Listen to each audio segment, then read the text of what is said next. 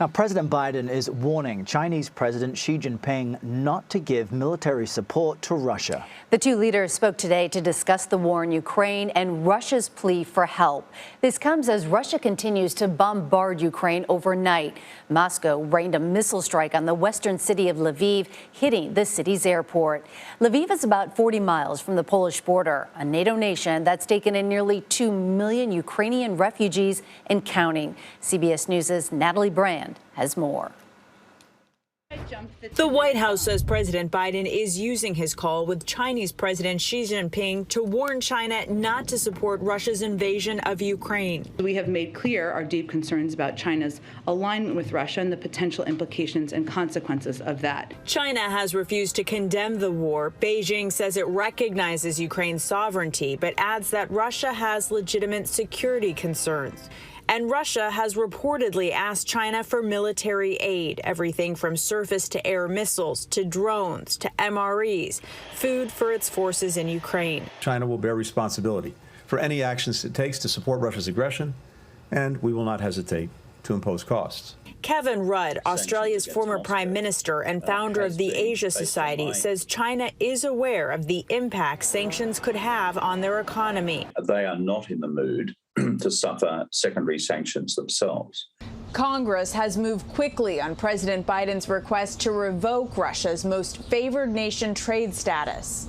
The House passed the bill last night, 424-8. Congresswoman Victoria Spartz, who was born in Ukraine, spoke out in support. They cannot just go kill a bunch of people, destroy cities, kill women and children, and then go back and have business as usual.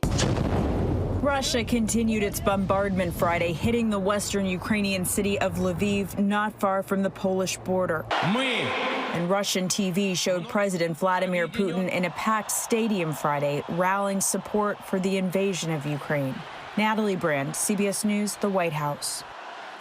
CBS News foreign correspondent Imtiaz Tyab joins us with more from Lviv, Ukraine now. And Imtiaz, Lviv had been more or less spared from Russia's assault up until this point. It was just a few days ago during one of your live shots. People were going about their daily lives behind you. What happened overnight and how are residents holding up? Meg, Errol, good to talk to you.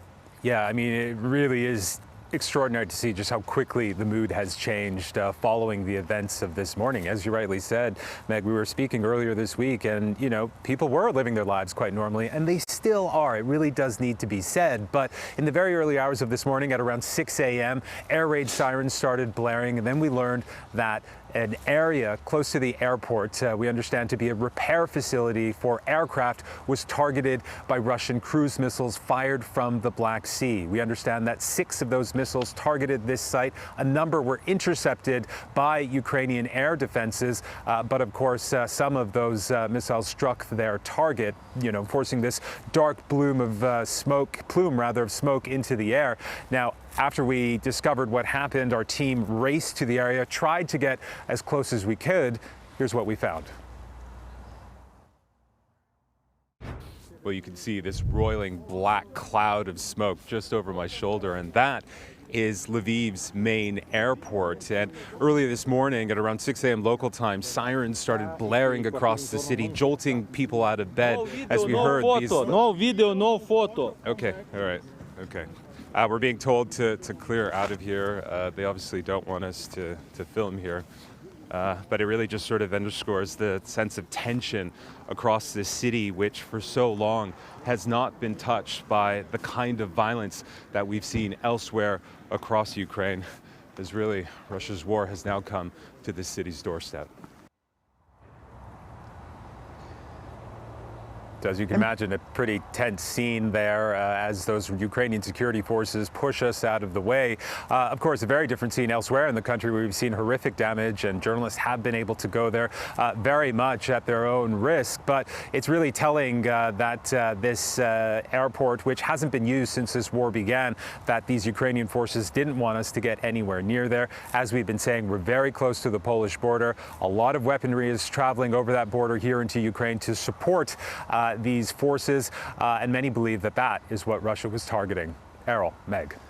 And Imtiaz, I just wanted to highlight that point. Where you are is about, what, 40 miles from Poland and therefore NATO territory. I'm wondering, you know, since that incident seems to expose the level of anxiety among the Ukrainian forces, how U.S. allies on the eastern flank are responding to this attacks, considering that Russia's making moves closer to the Polish border. I mean, Errol, you really hit the nail on the head. It is a massive, massive concern. The concern, this entire conflict, is that it could spill over into the rest of Europe. It could spill over into NATO countries. And if that happens, and we do see, for example, the possibility of this sort of fighting to spill over into Poland, which again is so close to here, that would draw NATO into this fight. And what is NATO? NATO is 30 countries, which include the US. It is a military alliance, and they've already said that if NATO is targeted by any Russian forces, they will respond with force. And what we're really then looking at is essentially a major conflict that has the potential of spreading across Europe. Now, nobody wants that. Everyone is terrified about that. And the reason there's that terror there isn't just the fact that this conflict could spread. Vladimir Putin himself has already intimated that there is a threat, or a nuclear threat, you have to remember that Vladimir Putin has one of the largest nuclear arsenals in the world, and he's dangled that threat already. So as we see Lviv now see this strike so close to the city center, the real concern is that it will only spill over into something far more serious and far more deadly. Meg, Errol. An absolutely terrifying threat there, as you point out. Such remarkable reporting. Imtiaz Tyab, please stay safe. Thank you so much.